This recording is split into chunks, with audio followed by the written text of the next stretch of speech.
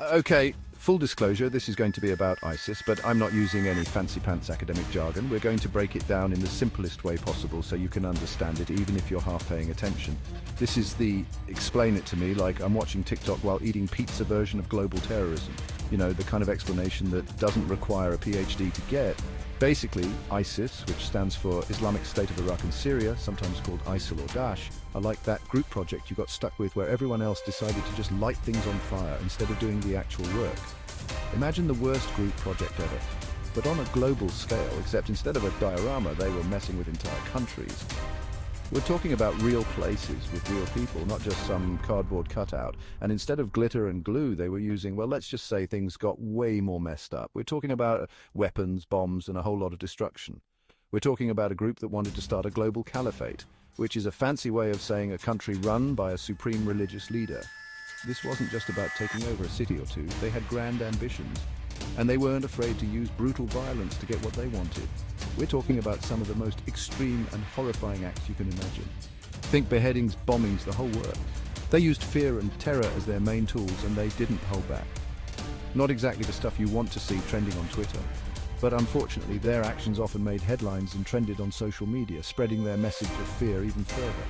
So buckle up, because we're about to dive into the twisted world of ISIS. It's a dark and complicated story, but it's important to understand how they came to be and what they did. ISIS didn't just appear out of nowhere. They used propaganda to recruit people from all over the world. They made slick videos and used social media to spread their message, attracting followers who believed in their cause.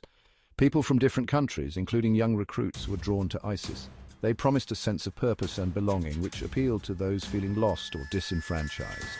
Once recruited, these individuals were trained in ISIS camps. They were taught how to fight, how to use weapons, and how to carry out attacks. It was a well-organized operation. In the territories they controlled, ISIS imposed their own strict interpretation of Islamic law. Life under ISIS rule was harsh and oppressive, with severe punishments for those who disobeyed. The international community couldn't stand by and watch. A coalition of countries came together to fight ISIS, launching military operations to push them back and reclaim the territories they had taken. Slowly but surely, cities were liberated from ISIS control. People began to return to their homes, but the scars of the conflict remained. Rebuilding and healing would take time. The fight against terrorism continues, with ongoing efforts to prevent groups like ISIS from rising again. It's a global challenge that requires cooperation and vigilance. As we reflect on the impact of ISIS, it's important to remember the resilience of the people affected. Despite the horrors they faced, many have shown incredible strength and determination to rebuild their lives and communities. So, while the story of ISIS is indeed messed up, it's also a story of hope and recovery. It's a reminder that even in the darkest times, there is always a possibility for a brighter future. You know how sometimes you ignore a weird noise in your basement, hoping it'll just go away? You think, it's probably nothing, and you go about your day not realizing that the problem is growing bigger and more dangerous. Yeah, that's kind of what happened with ISIS. The world turned a blind eye, thinking it was just another minor issue in a region already fraught with conflict. They didn't just appear out of thin air.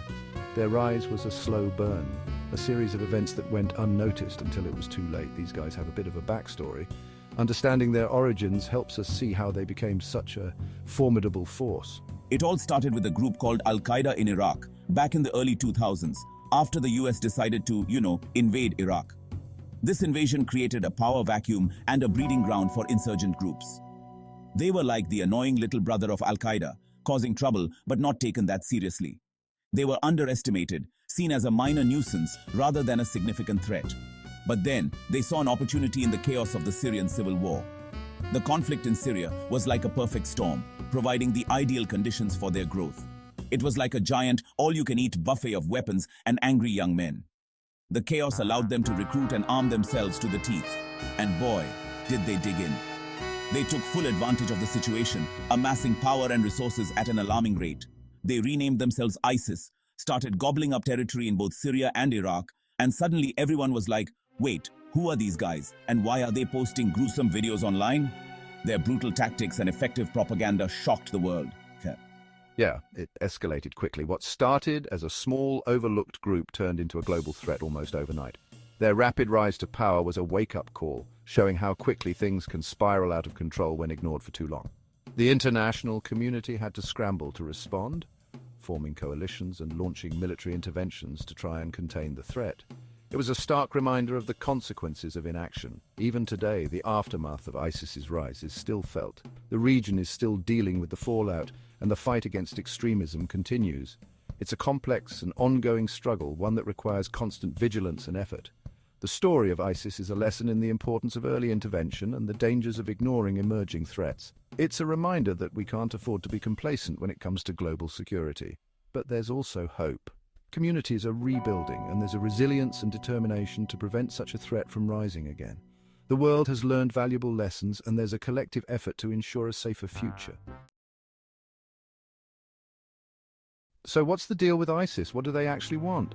Well, their goals are about as subtle as a brick to the face. They aim to create a world that aligns with their extreme and violent interpretation of Islamic law. This isn't just about religion, it's about power, control, and fear. Imagine the most extreme interpretation of Islamic law you can think of, then add a dash of conquering the world and you're kind of getting there. They envision a society where their version of Sharia law is the only law, and they are willing to go to any lengths to achieve this. This includes brutal punishments, public executions, and a complete disregard for human rights. They believe they're fighting a holy war, a jihad, against anyone who doesn't agree with their twisted ideology. This isn't just a regional conflict, they see it as a global struggle. Their fighters are recruited from all over the world, drawn by the promise of a pure, albeit violent, Islamic State. And when they say anyone, they mean it. Muslims who don't share their views are considered apostates and are often targeted with the same ferocity as non-Muslims. This has led to deep divisions and conflicts within Muslim communities, further destabilizing already volatile regions. Christians, Yazidis, basically anyone who isn't down with their crazy plan. These groups face persecution, forced conversions, and even genocide.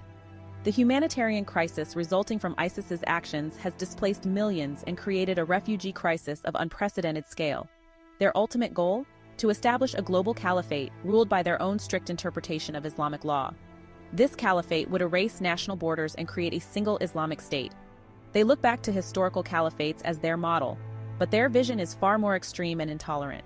Basically, they want everyone on earth to live by their rules, or else. Not exactly the recipe for a fun-filled, multicultural society. Their vision is one of oppression, where dissent is crushed and diversity is eradicated. The cultural destruction they leave in their wake is a testament to their intolerance and brutality. This is what ISIS wants, and they will stop at nothing to get it.